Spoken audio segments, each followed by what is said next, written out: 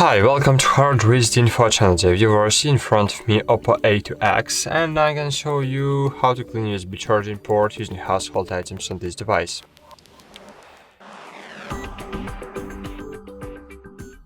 Firstly, remember the one rule: never use metal objects to clean the connector so as not to damage your USB charging port. I suggest you use an old toothbrush, which you no longer use.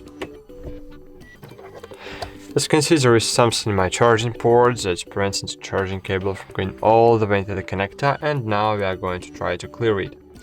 So just insert the one part of the brush into the connector and just pry the dirt out.